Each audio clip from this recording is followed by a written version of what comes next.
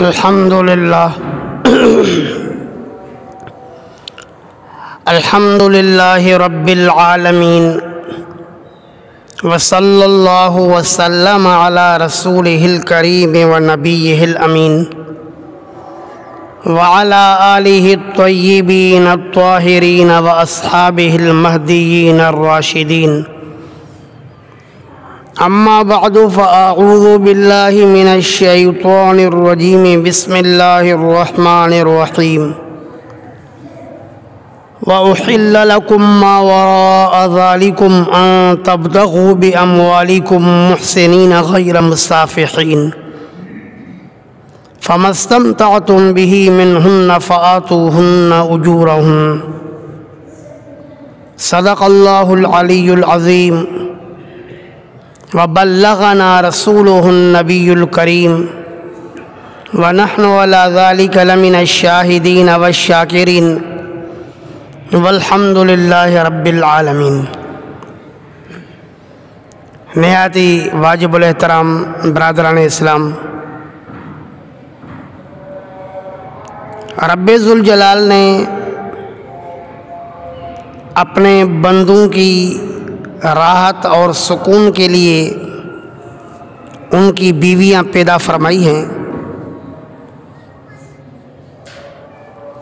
حضرت آدم علیہ السلام کو پیدا کر کے خلق منہا زوجہا، اسی نفس آدم یعنی اس کے کوکھ سے حضرت حوا کو پیدا فرمایا لیسکن الیہا، تاکہ اس سے سکون اور راحت حاصل کرے۔ تو اللہ رب العالمین نے جو اپنے بندوں کے لیے نکاح کو حلال کیا ہے تو ان کی راحت اور سکون کے لیے ہی حلال کیا ہے، لیکن راحت اور سکون لینے کا مطلب یہ نہیں ہے کہ یہ راحت اور سکون عارضی وقت کے لیے لیا جائے، نہیں، بلکہ اللہ پاک نے فرمایا محسنین، نکاح کرو عورتوں کو قید میں لانے کی نیت سے کہ اس عورت کو مجھے ہمیشہ اپنے نکاح میں برقرار رکھنا ہے، غیر مصافحین، تمہارا مقصد مستی نکالنا نہ ہو کہ مستی نکالی اور چھوڑ دیا۔ یہ عورتیں کوئی کھلونے نہیں ہیں کہ ان کے ساتھ کھیل کے اور آپ نے ان کو دور کر دیا، نہیں، محسنین، نکاح سے آپ کا مقصد عورت کو زندگی بھر قید میں رکھنا ہو۔ لیکن ظاہر ہے کوئی بھی عورت شوہر کے قید میں نکاح میں اسی وقت ہی رہ سکتی ہے جب یہ میاں بیوی ایک دوسرے کے حقوق کا خیال کرے۔ اللہ پاک نے عورتوں کے حقوق مردوں کے ذمہ رکھے ہیں، مردوں کے حقوق عورتوں کے ذمہ رکھے ہیں۔ ان حقوق کے ادائیگی کے سلسلے میں اگر ہم سب اپنے نبی کریم صلی اللہ علیہ وسلم کے اتباع کرنے والے بن جائیں تو انشاءاللہ ہماری زندگی بڑی خوشگوار زندگی گزر سکتی ہے۔ سید عالم صلی اللہ علیہ وسلم نے اپنی بیویوں کے حق میں حسن خلوق کو اختیار کیا، حسن اخلاق کو اختیار کیا۔ آپ نے فرمایا خیرکم لأہلہ وانا خیر لأہلی، او کما قال۔ اللہ کے رسول نے فرمایا کہ میں اپنے گھر والوں کے حق میں بہتر رہتا ہوں، اور تم میں بھی بہترین شخص وہ ہے جو اپنے گھر والوں کے حق میں بہتر ہے، کیونکہ زیادہ تر آپ کا واسطہ آپ کے گھر کے ساتھ پڑتا ہے۔ گھر کے علاوہ اور جتنے بھی افراد ہیں، آپ کے دوست احباب ہیں، آپ کے ساتھ کام کاج کرنے والے ہیں ان سب کے ساتھ آپ کا محدود وقت کے لیے واسطہ پڑتا ہے. سب سے زیادہ تعلق آپ کا اپنے گھر سے پڑتا ہے.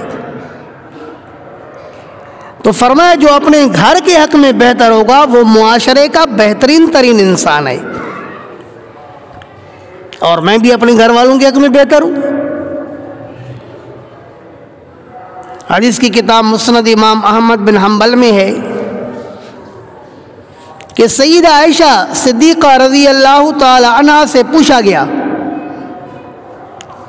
کہ آپ نبی اکرم صلی اللہ علیہ وسلم کے بارے میں کیا کہتی ہیں؟ تو سیدہ عائشہ صدیقہ نے فرمایا کان بشرا من البشر، اللہ کے رسول انسانوں میں سے ایک انسان تھے.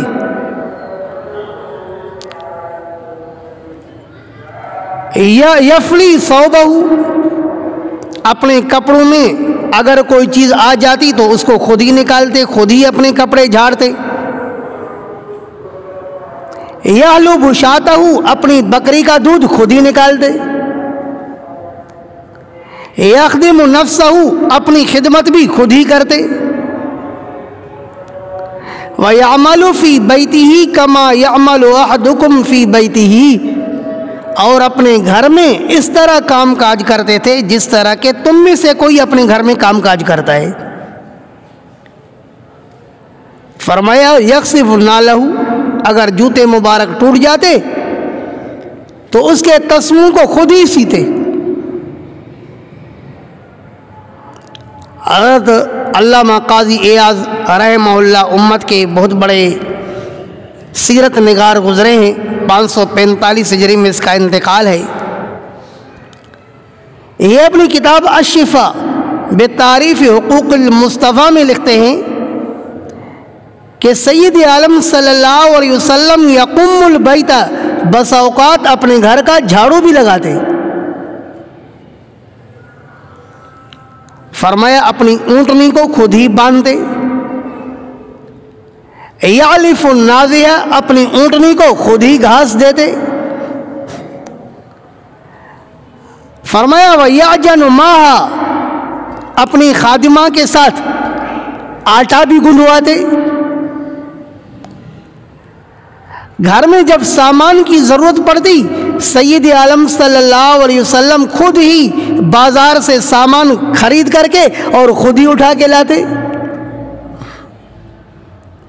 تو معلوم ہوا کہ گھر کے اندر سادگی کے ساتھ زندگی بسر کرنا یہ زندگی کو خوشگوار بنانے والی چیز ہے، کہ گھر کے اندر اپنی گھر والی کے سامنے بڑے بننے کی کوئی ضرورت نہیں ہے کہ تھوڑے تھوڑے میں میری بے عزتی ہو گئی، اس میں میری توہین ہو گئی، اس میں میری ذلت ہو گئی، اس میں میری رسوائی ہو گئی.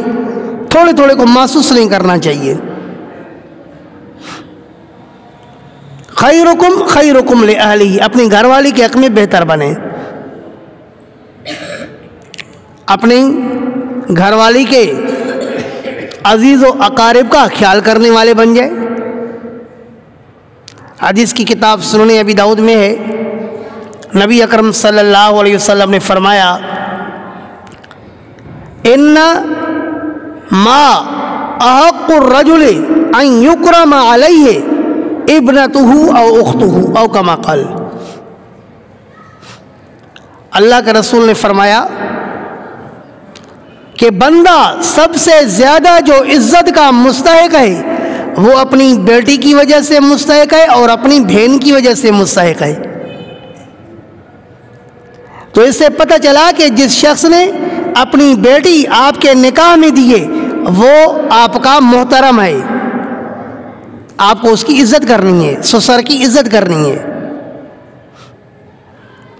فرمایا کہ بندہ اپنی بہن کی وجہ سے عزت کا مستحق ہے. جس شخص نے اپنی بہن آپ کے نکاح میں دیے فرمایا وہ عزت کے قابل ہے کہ آپ اس کی عزت کریں. تو پتہ چلا کہ سسر کی بھی عزت کرنی ہے اور گھر والی کے بھائیوں کی بھی عزت کرنی ہے. اگر آپ اس کے گھر والوں کا خیال کریں گے تو وہ بھی آپ کے گھر والوں کا خیال کرے گی. جب آپ اس کے گھر والوں کا خیال نہیں کریں گے تو وہ بھی آپ کے گھر والوں کا خیال نہیں کرے گی. بہت کم عورتیں ایسی ہوتی ہیں کہ آپ ان کے گھر والوں کا خیال نہ بھی کریں پھر بھی وہ آپ کے گھر والوں کا خیال کریں۔ ہر شخص چاہتا ہے کہ میری گھر والی میری والدین کی عزت کرے، ہر شخص چاہتا ہے کہ میری گھر والی میرے تمام عزیز و اقارب کا خیال کرے شرعی حدود میں، تو ظاہر ہے پھر عورت کی بھی خواہش ہوتی ہے کہ یہ میرے گھر والوں کا خیال کرے، ان کا حق بنتا ہے کہ ان کی بھی عزت کی جائے۔ اور اپنی زبان کو کنٹرول میں رکھنا چاہیے، بیوی کے ساتھ بات بات میں الجھنا نہیں چاہیے، بد زبانی نہیں کرنی چاہیے، بیہودہ اور برے الفاظ نہیں نکالنے چاہیے، گالی گلوچ نہیں کرنی چاہیے، ایسے الفاظ نہیں بولنے ہیں کہ ان کے دل کو زخم لگے، اور بلا وجہ اپنی بیوی میں شکوک اور شبہات نہ کریں۔ نبی اکرم صلی اللہ علیہ وسلم نے فرمایا ان من الغیرۃ یبغضها، غیرت کی ایک قسم ایسی ہے جس کو اللہ پاک ناپسند کرتے ہیں، اور غیرت کی ایک قسم ایسی ہے کہ اس کو اللہ پاک پسند بھی کرتے ہیں۔ مثلا اللہ کے رسول نے فرمایا کہ جہاں شک کی کوئی وجہ موجود نہیں ہے وہاں پر غیرت دکھانا اللہ پاک ایسی غیرت کو ناپسند کرتے ہیں۔ اور دوسرا ہے غیرۃ فی الریبہ،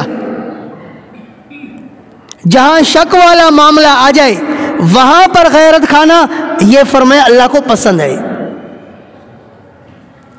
مثلا کسی کی بیوی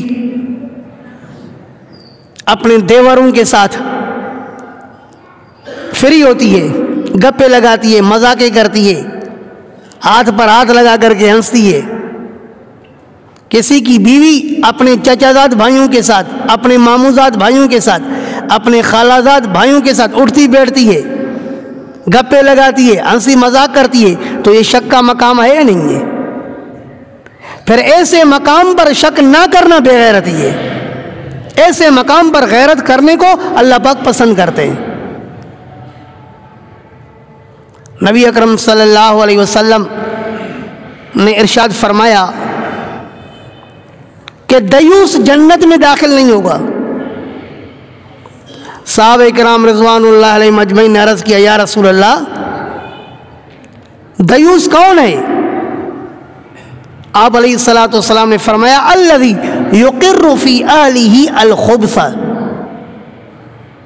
جو اپنے گھر کے اندر گندگی کو برداشت کرتا ہے، دیکھتا ہے کہ اس کی بیوی بد چلن ہے پھر بھی برداشت کر رہا ہے، دیکھ رہا ہے کہ اس کی بیٹیاں بد چلن ہیں پھر بھی اس کو تکلیف ہی نہیں ہوتی ہے، خوش خوش ہے، کچھ بھی نہیں کہتا۔ تو جو اپنے آل و عیال کے اندر گندگی برداشت کرتا ہے، اللہ کے رسول نے فرمایا کہ یہ دیوس ہے، اور دیوس پھر جنت میں داخل نہیں ہوگا۔ تو غیرت والے مقام پر غیرت دکھانی ہے، اور جہاں کسی قسم کے شکوک اور شبہات نہ ہو وہاں زور سے شک اور شبہ کا اظہار کرنا بے غیرتی ہے۔ عورتوں کے حقوق میں سے یہ بھی حق ہے۔ صحابہ نے پوچھا اللہ کا رسول مجھ پر میری بیوی کے کیا حقوق ہیں؟ سنن ابی داؤد سے سنا رہا ہوں، اللہ کا رسول نے فرمایا انتو تیمہا اذا تیمتا، جب تو کھائے تو اس کو بھی کھلا، وتکسوہا اذا اکتسیتا، جب تو پوشاک پہنے تو اس کو بھی پہنا۔ ایسے نہ ہو کہ تو ہوٹلوں میں کڑھائیاں کھاتا پھرے اور اپنی بیوی کو آلو ہی آلو کھلائے، ایسا نہیں ہونا چاہیے۔ جس طرح کا آپ کھاتے ہو اپنی بیوی کو بھی ایسا ہی کھلاؤ، جس طرح کا قیمتی لباس آپ پہنتے ہو فرمایا کہ اپنی بیوی کو بھی ایسا ہی پہناؤ۔ وَلَا تَضْرِبِ الْوَجْهَ، کبھی بیوی کے چہرے پر نہیں مارنا۔ چہرہ انسان کے اعضاء میں سے معزز جگہ ہے، مکرم سے مکرم جگہ ہے، اور نازک سے نازک جگہ ہے، فرمایا چہرے پر نہیں مارنا۔ وَلَا تُقَبِّ، فرمایا کہ چہرے کو مار مار کے اس کو کبھی اور گندا نہیں بنا دینا۔ اور بعض علماء نے اس کا یہ مطلب بیان کیا وَلَا تُقَبِّ، یعنی اپنی بیوی کو یوں نہیں کہنا کہ اللہ تیرا منہ کالا کرے، فرمایا کہ یہ بری بات ہے، ناپسندیدہ بات ہے کہ آپ اپنی بیوی سے اس طرح کی باتیں کریں۔ تو بلا وجہ فرمایا کہ مارنا نہیں، ہاں اگر ضرورت پڑتی ہے تو قرآن نے کہا اگر تم ڈرتے ہو نشوزہن، ان کے نافرمانیوں سے، اگر تم بیویوں کے نافرمانیوں سے ڈرتے ہو تو اللہ پاک نے فرمایا فائزوہن، پہلے تو ان کو واعظ و نصیحت کرو، سمجھاؤ۔ خود نہیں سمجھا سکتے ہو تو علماء کرام کی آڈیو کے اندر جو تقریریں ہیں میاں بیوی کے حقوق کے بارے میں، وہ تقریریں سناؤ۔ فائزوہن فرمایا ان کو واعظ و نصیحت کرو۔ حضرت صلی اللہ علیہ وسلم نے فرمایا استوصوا بالنساء خیرا، اپنی بیویوں کو خیر کی تاکید کرو، خیر کی باتیں ان کو سمجھاؤ کہ اللہ پاک کے حقوق کس طرح ادا کیے جاتے ہیں، مخلوق کے حقوق کس طرح ادا کیے جاتے ہیں، شوہر کے حقوق کس طرح ادا کیے جاتے ہیں، یہ باتیں ان کو سمجھاؤ۔ فَإِنَّ الْمَرْأَةَ خُلِقَتْ مِنْ ضِلْعٍ، اللہ کے رسول نے فرمایا کیونکہ عورت پسلی سے پیدا ہوئی ہے، اور پسلی میں سب سے زیادہ ٹیڑھاپن اوپر والے حصے میں ہوتی ہے، تو فرمایا اگر آپ ان کو نصیحت نہیں کرو گے، آپ ان کو اللہ، اس کے رسول اور مخلوق کے حقوق نہیں سکھاؤ گے تو یہ ٹیڑھی ہی رہیں گی، پھر برداشت کرو۔ لیکن اگر آپ جبراً اس کو سیدھا کرنے کی کوشش کرو گے تو فرمایا ٹیڑھی چیز پھر جلدی ٹوٹ بھی جاتی ہے، پھر طلاق لگ جائے گی۔ اس لیے جلد بازی نہیں کریں، حکمت اور بصیرت کے ساتھ ان کو سمجھائے۔ فائزوہن فرمایا کہ ان کو واعظ و نصیحت کرو، واجروہن فی المضاجع، اور اگر وہ واعظ و نصیحت بھی سے بھی نہیں سمجھتی ہیں تو اللہ پاک فرماتے پھر ان کے ساتھ بستروں میں علیحدگی کرو، تو اس سے بھی اس کا دماغ کھلے گا، کیونکہ شوہر کی ناراضگی بیوی برداشت نہیں کر سکتی ہے۔ فرمایا کہ وَاضْرِبُوهُنَّ، اور اگر مزید ضرورت پڑے تو ان کی پٹائی بھی لگاؤ۔ نبی اکرم صلی اللہ علیہ وسلم کے متعلق منقول ہے کہ حضرت صلی اللہ علیہ وسلم نے نہ کبھی کسی غلام پر ہاتھ اٹھایا اور نہ ہی کبھی عورت پر ہاتھ اٹھایا، کبھی بھی اللہ کے رسول نے اپنی ازواج مطہرات پر ہاتھ نہیں اٹھایا۔ لیکن قرآن نے اجازت دی ہے کہ اگر ضرورت پڑ جائے، جہاں عورت سیدھی نہیں ہو رہی تو ہلکی سی مار دینا جائز ہے، یہ مطلب بھی نہیں ہے کہ آپ ان کی ہڈیاں توڑ دیں۔ جب ایک موقع پر سید عالم صلی اللہ علیہ وسلم نے صحابہ کرام رضوان اللہ علیہم اجمعین کو سمجھایا کہ بھئی بیویوں کو نہیں مارو، ویسے ان کو نصیحت کر کے ان کو سمجھاؤ، تو کچھ عرصے میں خواتین ذرا بہادر ہو گئی۔ حدیث کی کتاب سنن ابی داؤد میں ہے کہ حضرت فاروق اعظم رضی اللہ تعالیٰ عنہ سید عالم صلی اللہ علیہ وسلم کی خدمت میں آئے اور عرض کیا یا رسول اللہ ذائرن النساء، اللہ کے رسول عورتیں تو بہادر بن گئی ہیں، ابھی اپنے شوہروں پر آوازیں کستی ہیں، اونچے اونچے آواز سے باتیں کرتی ہیں۔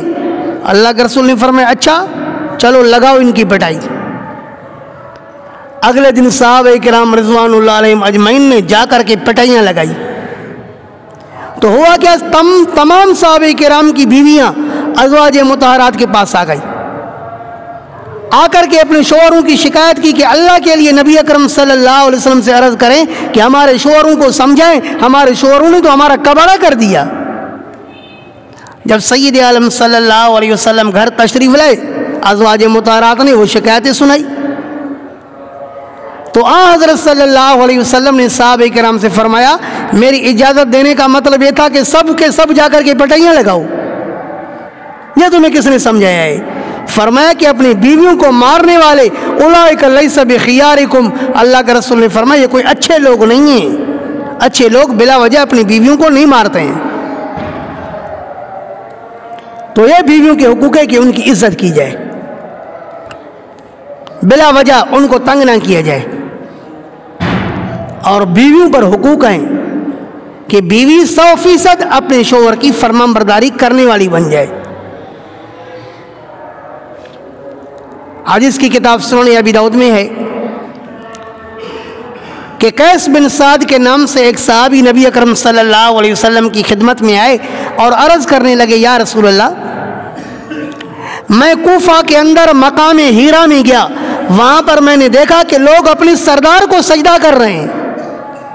وَأَنْتَ أَحَقُّ أَن نَسْجُدَ لَكَ یا رسول اللہ، اللہ کا رسول آپ زیادہ حقدار ہیں کہ ہم آپ کا سجدہ کریں، کیونکہ دنیا کا کوئی چودھری اور کوئی بادشاہ آپ کے برابر تو نہیں ہو سکتا، جب اوروں کے سجدے ہو رہے ہیں تو ہم آپ کا سجدہ کیوں نہ کریں؟ تو سید عالم صلی اللہ علیہ وسلم نے فرمایا کہ تو نے بڑی عجیب بات کی، کیا جب میں دنیا سے رخصت ہو جاؤں لو مررت بقبری، اگر تیرا میری قبر سے گزر ہو تو کیا تو میری قبر کا سجدہ کرے گا؟ جیسے کہ یہود و نصارہ نے اپنے انبیاء کے قبروں کو سجدے کا بنایا۔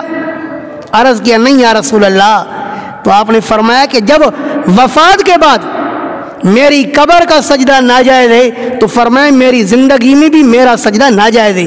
ما کان لبشر ان یسجد لبشر، کسی بشر کے لیے مناسب نہیں ہے کہ وہ بشر کا سجدہ کرے، بلکہ بشر کو حکم ہے کہ اپنے خالق کا سجدہ کرے۔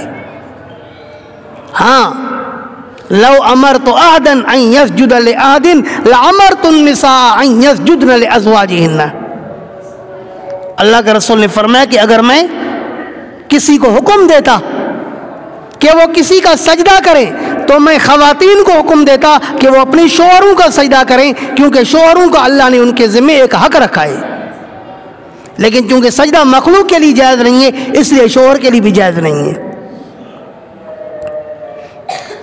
حدیث کی کتاب مصنف ابن ابی شیبہ میں ہے کہ ایک شخص نے اپنی بچی کے متعلق نبی اکرم صلی اللہ علیہ وسلم سے عرض کی یا رسول اللہ میری بچی شادی نہیں کرتی۔ حضرت صلی اللہ علیہ وسلم نے پوچھا بچی کیا وجہ ہے شادی نہ کرنے کی؟ عرض کرتی اللہ کا رسول آپ میرے سامنے شوہر کے حقوق بیان فرمائیں۔ تو اللہ کے رسول صلی اللہ علیہ وسلم نے فرمایا کہ بچی تجھے کیا معلوم کہ شوہر کا اپنی بیوی پر کتنا بڑا حق ہے؟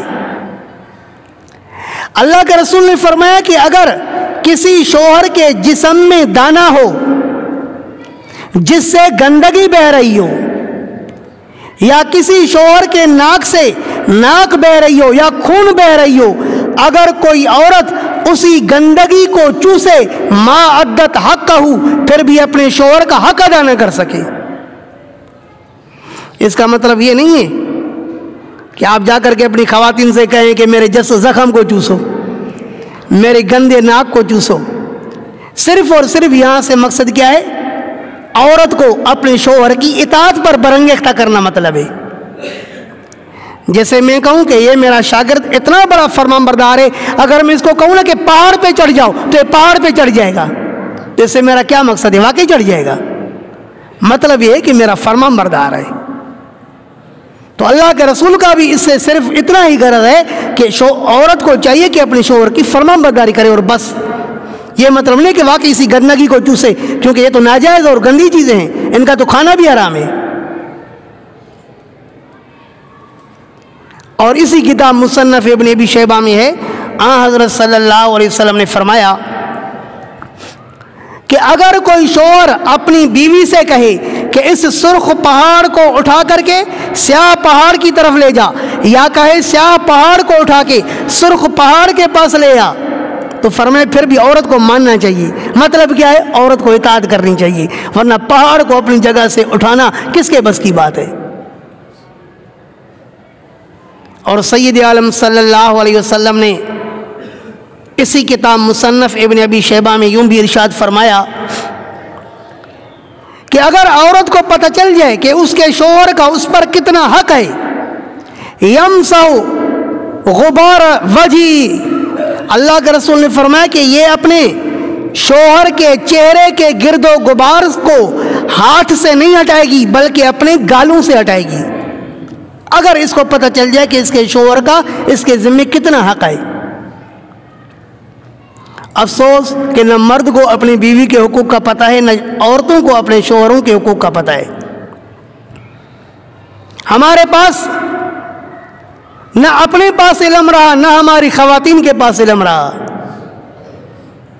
سیدہ عائشہ صدیقہ رضی اللہ تعالی عنہ ام المومنین چونکہ اپنے دور کی بہت بڑی عالمہ تھی،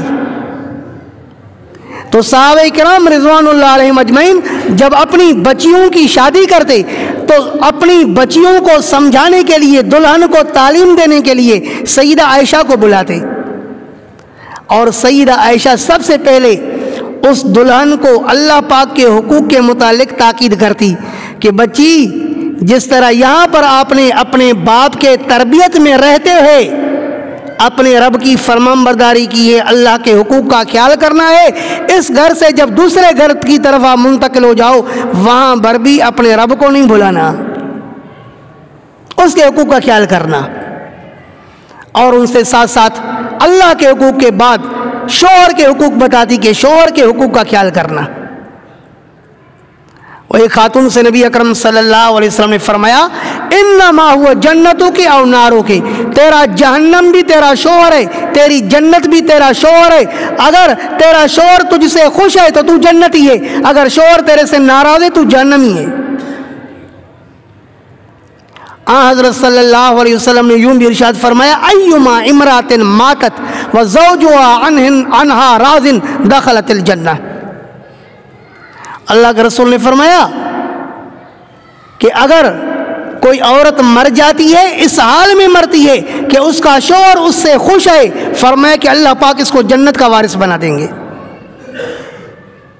تو شوہر کی اطاعت میں اللہ پاک خوش ہوتے ہیں۔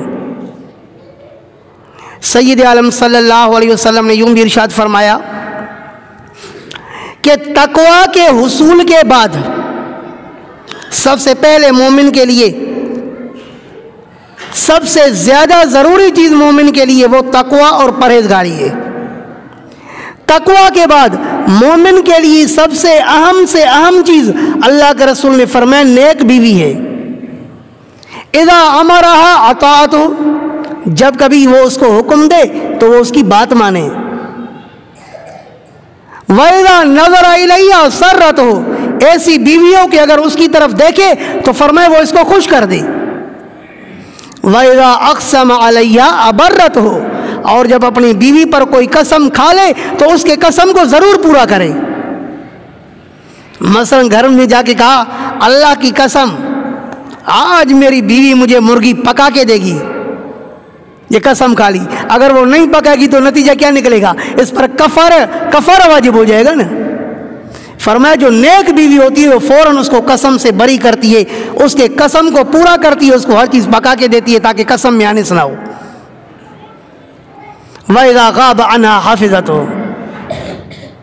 فرمایا نیک بیوی کا حال یہ ہوتا ہے کہ جب شوہر اس سے غائب ہوتا ہے تو اپنی سطر کی بھی حفاظت کرتی ہے اور شوہر کے مال اور مویشی کی بھی حفاظت کرتی ہے۔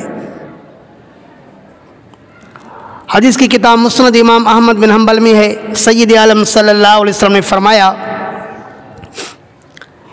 جس عورت کے اندر 4 اوصاف ہوں گے، جس عورت کے اندر 4 اوصاف ہوں گے اس کے لیے جنت کے 8 دروازے کھول دیے جائیں گے۔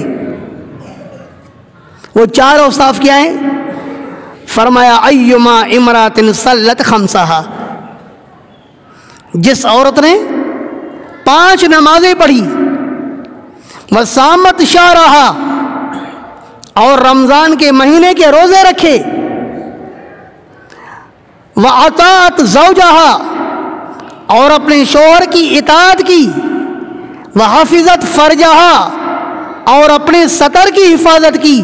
فرمایا جس عورت کے اندر یہ 4 صفات ہوں گی دخلت الجنت، اللہ کے رسول نے فرمایا یہ جنت میں داخل ہوگی۔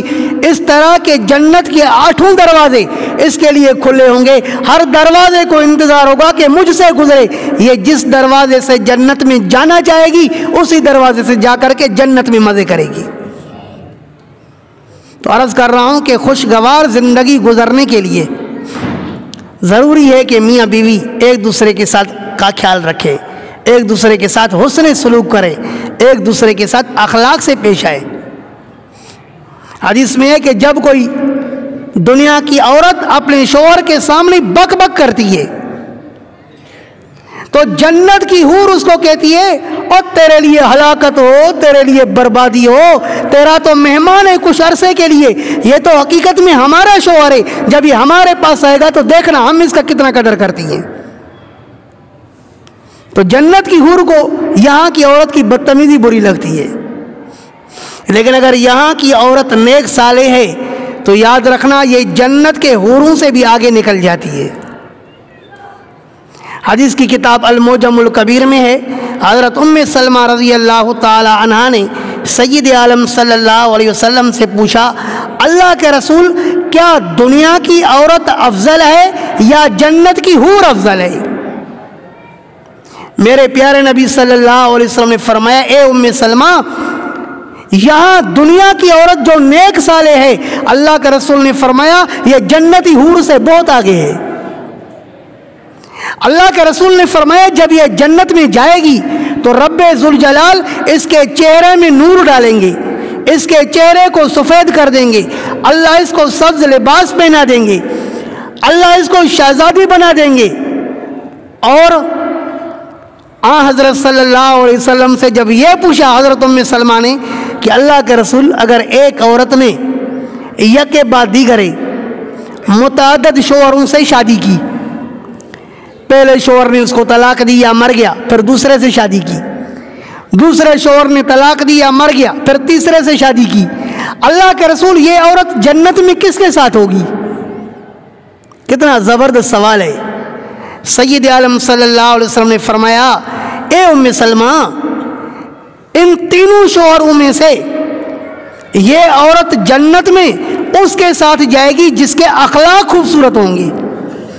یہ رب ذوالجلال سے عرض کرے گی، میرے مولا دنیا کے اندر وہ 3 افراد میرے شوہر گزرے ہیں یا 2 افراد میرے شوہر گزرے ہیں، ان میں سے فلاں خوبصورت اخلاق والا ہے، اللہ اس کے ساتھ مجھے ملا دے۔ رب ذوالجلال اس حسن اخلاق والے کے ساتھ اس عورت کو ملا دیں گے۔ تو پتہ چلا کہ حسن اخلاق ہی وہ چیز ہے جو دنیا میں بھی آپ کو اپنی بیوی کے ساتھ رکھے گا اور جنت میں بھی آپ کو اس کے ساتھ رکھے گا۔ اگر بد اخلاقی کرو گے نہ دنیا میں ایک دوسرے کے ساتھ رہ سکو گے نہ جنت میں ایک دوسرے کے ساتھ رہ سکو گے۔ اللہ سے دعا ہے جتنی باتیں ہوئی اللہ پاک مجھے اور آپ کو سمجھنے کی توفیق عطا فرمائے۔ وآخر دعوانا ان الحمد للہ رب العالمین وما علینا الا البلاغ۔